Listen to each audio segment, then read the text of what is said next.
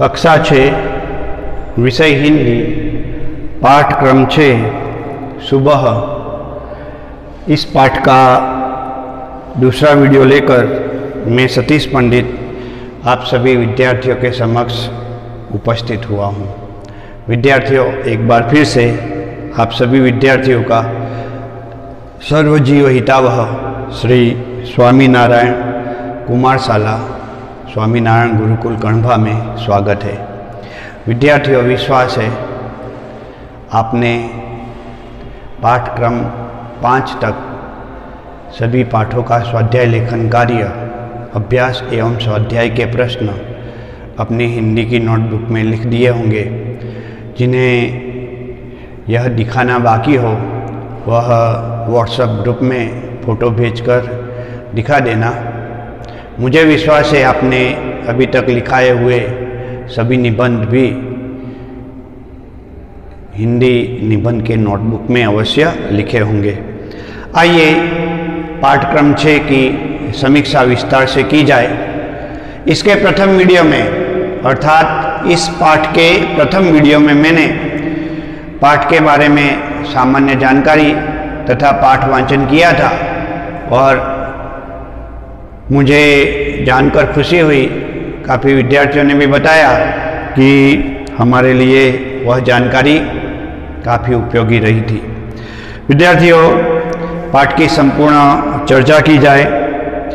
हमने पहले ही यह जानकारी प्राप्त कर दी थी कि पोलियो से प्रभावित एक साहसी बालिका रेशमा, उसके बारे में यहाँ दिया गया है कि बचपन में उसके माँ बाप ने उसे पोलियो की 2 बूंद नहीं पिलाई।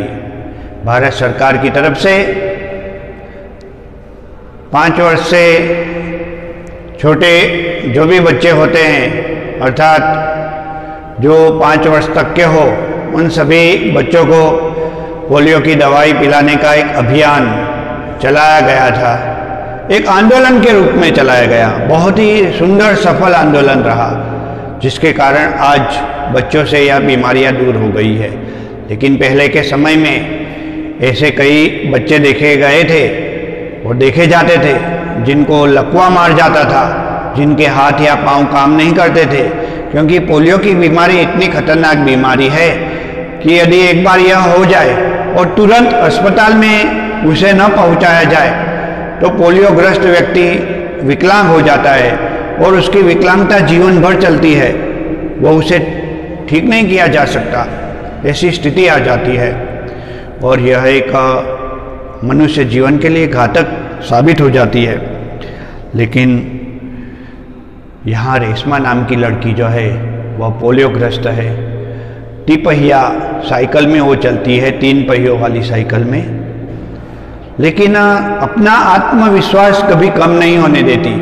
दीपावली का समय आने वाला है। आइए पाठ वाचन के साथ समीक्षा देखते हैं। सुबह सुबह रेशमा ने देखा कि घर के सभी लोग सफाई में व्यस्त है। घर के सभी लोग किस में व्यस्त थे विद्यार्थियों? सफाई में, साफ सफाई कर रहे थे।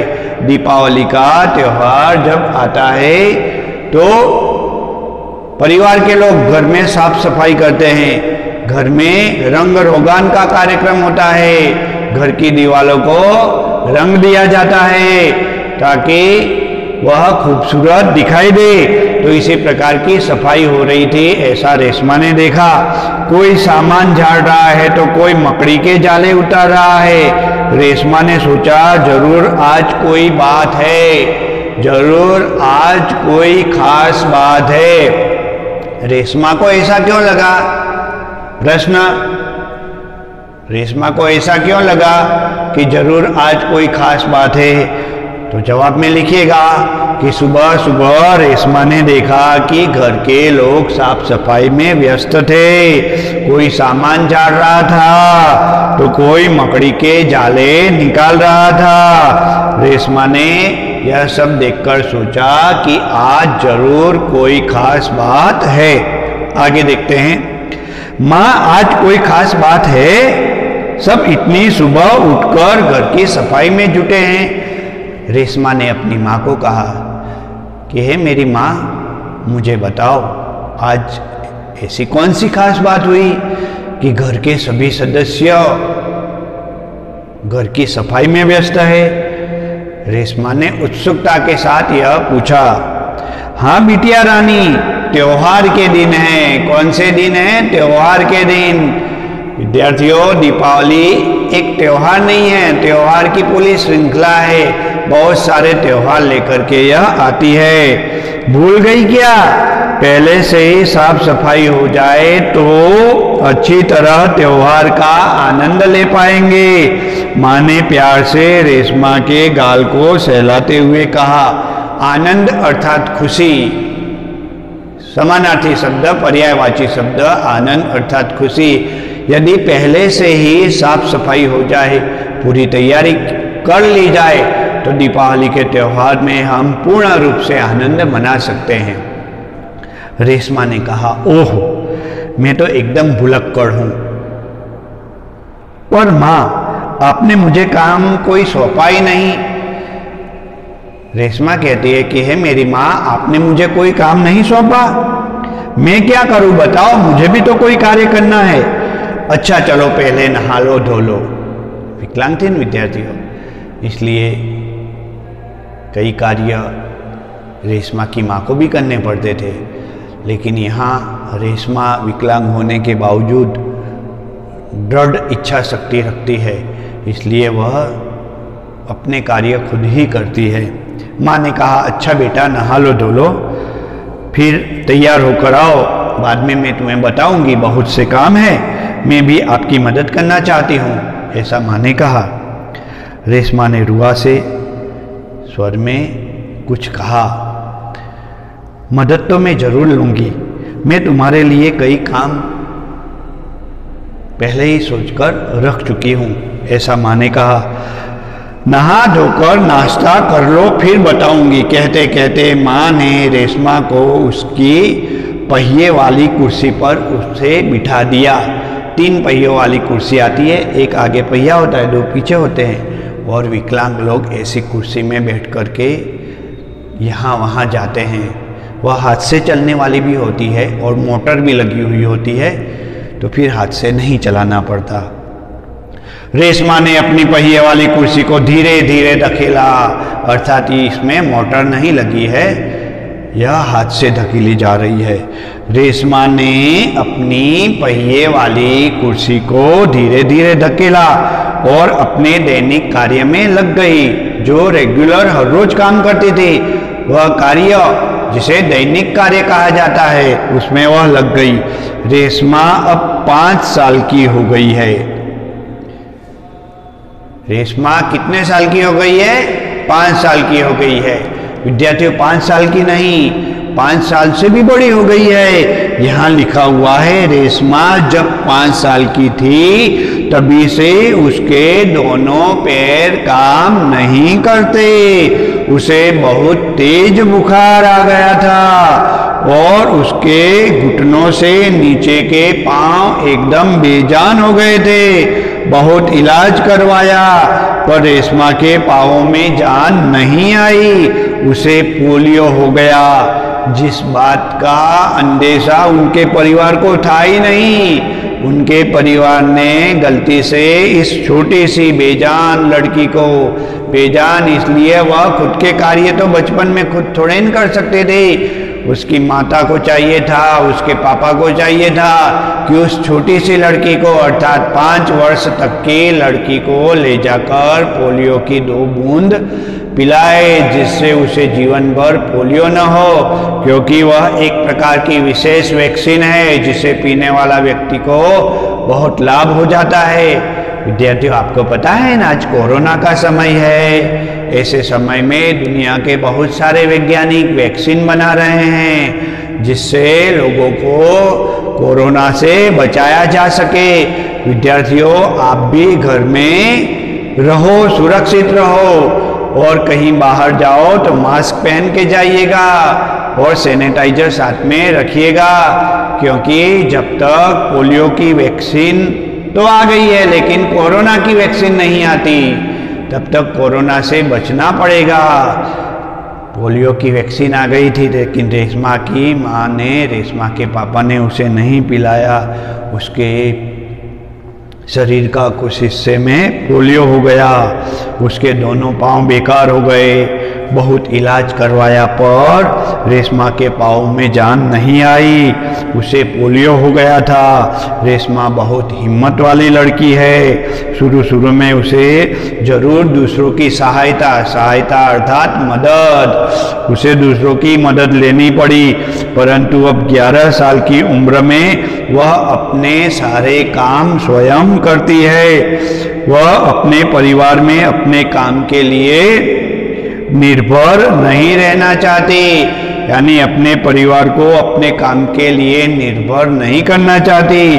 परिवार के सभी सदस्य, पिताजी, छोटा भाई गोलू, देखो विद्यार्थियों कि परिवार में कौन कौन से सदस्य है। रेशमा के परिवार में रेशमा के परिवार में पिताजी है। कौन है बेटा विद्यार्थियों? पिताजी है। फिर छोटा भाई गोलू है। छोटा भाई गोलू, क्या नाम है? प्यार का नाम होगा, छोटा भाई गोलू। फिर दादाजी है,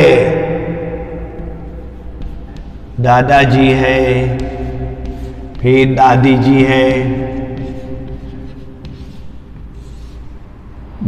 है।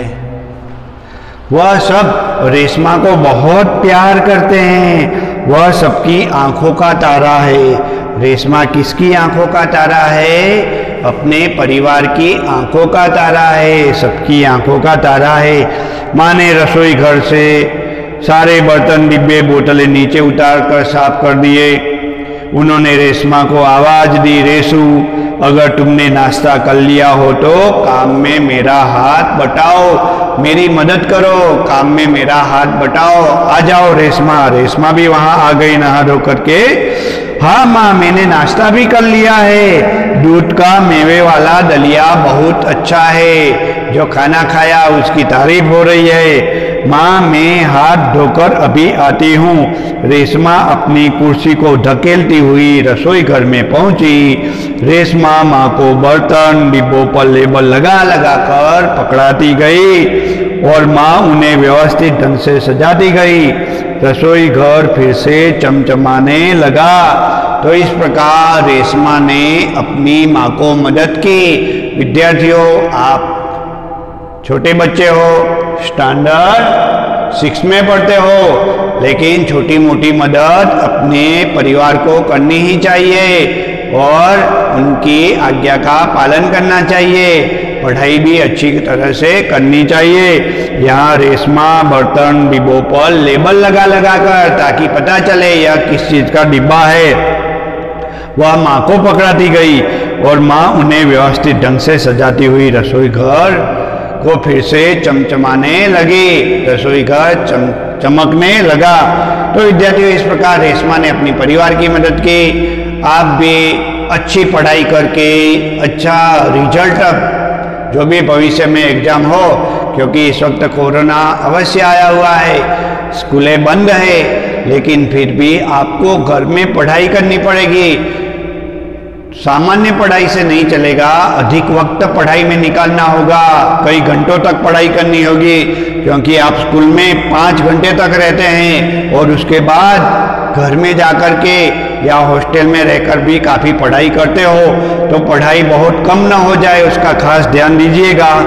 आज के वीडियो में मैं इतना ही प्रस्तुत कर रहा हूँ। दूसरे वीडियो में रेशमा ने अन्य किस प्रकार की मदद की और पटाखा जब जला तो उसने अपने भाई को जलने से किस प्रकार बचाया, उसके बारे में माहिती लेकर के दूसरे वीडियो में उपस्थित हो जाऊंगा। विद्यार्थियों, जय स्वामीनारायण।